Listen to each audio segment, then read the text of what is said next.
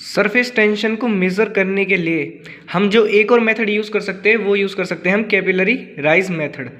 तो capillary rise method में होता क्या है जनरली, देखो मेरे पास इधर एक कंटेनर है जिसमें वाटर है, ये मेरे पास वाटर है और मैं इसमें कैपिलरी को डालता हूँ तो मैं क्या देखता हूँ कि कैपिलरी के अंदर वाटर कुछ हाइट तक राइज होता है। ठीक है, जो वाटर है वो कुछ हाइट तक राइज होता है। ऐसा क्यों होता है? ऐसा इसलिए होता है क्योंकि जो ये वेसल है, ठीक है, जो ये कंटेनर है इसके अंदर लो प्रेशर होता है, लेकिन जो कैपिलरी है कैपिलरी के अंदर हाई प्रेशर होता है। तो प्रेशर को मेंटेन करने के लिए वाटर कुछ हाइट तक ऊपर चढ़ जाता है कैपिलरी में। ठीक, तो इसलिए तो हम इस मेथड को भी यूज़ कर सकते, कैपिलरी राइज मेथड को भी यूज़ कर सकते हैं सरफेस टेंशन को मेज़र करने के लिए। अब देखो, अगर वाटर हमारा इधर से इस कंटेनर से ऊपर चढ़ रहा है कैपिलरी में, तो सीधी सी बात है कोई ना कोई फोर्स लग रहा होगा, कोई ना कोई फोर्स लग रहा होगा जो इस वाटर को ऊपर चढ़ा रहा है। ठीक, उसी टाइम पे इस पे एक जो दूसरा फोर्स लग रहा होगा वो इसको नीचे की तरफ रोक रहा होगा, जो हमारा ग्रेविटेशनल फोर्स होता है। ठीक है, तो इसमें इस कैपिलरी पे दो टाइप, इस कैपिलरी के अंदर जो वाटर है इस पे दो टाइप के फोर्सेस लगते हैं। एक लगता है अपवर्ड फोर्स जो इस वाटर को ऊपर बढ़ाता है, एक लगता है डाउनवर्ड फोर्स जो इसको नीचे रखने की कोशिश करता है। ठीक है, तो जहाँ तक अपवर्ड फोर्स लगता है वहीं तक ये राइज होता है और वहाँ पे जाके रुक जाता है। तो अब देख लेते हैं एक बार आगे। देखो, कैपिलरी के हर एक पॉइंट पे एक फोर्स लग रहा है। ठीक, तो सरफेस टेंशन का फॉर्मूला क्या होता है? सरफेस टेंशन का फॉर्मूला होता है हमारा फोर्स पर यूनिट लेंथ। ठीक है, जितना फोर्स लग रहा है इसको ऊपर ले जाने के लिए पर यूनिट लेंथ, लेंथ किसकी? इसकी सरकमफेरेंस की। ठीक है, कैपिलरी का जो डायमीटर होता है उसका सरकमफेरेंस। ठीक, तो सरफेस टेंशन को हम डिनोट करते हैं किससे? गामा से। ठीक, तो जो हमारे सरफेस टेंशन होगा वो क्या होगा? Force upon 2πr। ठीक, तो ये जो फोर्स यूज हो रहा है ये अपवर्ड फोर्स ही है जो इस वाटर को ऊपर लेके जा रहा है।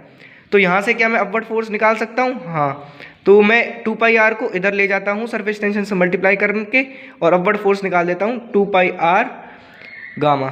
ठीक है, तो ये है हमारा अपवर्ड फोर्स। ठीक है, अब इसके बाद एक डाउनवर्ड फोर्स भी लग रहा है इस पर। डाउनवर्ड फोर्स लगता है इस पर एक mg। ठीक, कैसे लग रहा है डाउनवर्ड फोर्स? कि ये जो वाटर है, ठीक है, इसको ग्रेविटेशनल जो ग्रेविटी होती है, ग्रेविटेशनल फोर्स होता है वो इसको नीचे की तरफ खींचने की कोशिश करती है। ठीक है, तो ग्रेविटेशनल फोर्स क्या होता है हमारा? mg। ठीक, m क्या है? m है मास, जितना इस वाटर का मास है, जो इस कैपिलरी के अंदर जितना वाटर है उसका मास। ठीक है, तो डाउनवर्ड फोर्स क्या है हमारा? mg। ठीक, अब क्या होता है? डेंसिटी होती है हमारी मास अपॉन वॉल्यूम, तो मैं mg को क्या लिख सकता हूँ? Volume into density g। ठीक, इसके बाद हम क्या करते हैं? इसके बाद हम वॉल्यूम लेते हैं, हम वॉल्यूम की वैल्यू डालते हैं। वॉल्यूम क्या है यहाँ पे? वॉल्यूम वही है जितनी हाइट तक वाटर राइज हुआ है, ठीक है, इस सिलेंडर में, सिलेंड्रिकल कैपिलरी में। तो हम क्या करेंगे? वॉल्यूम निकालेंगे सिलेंडर की।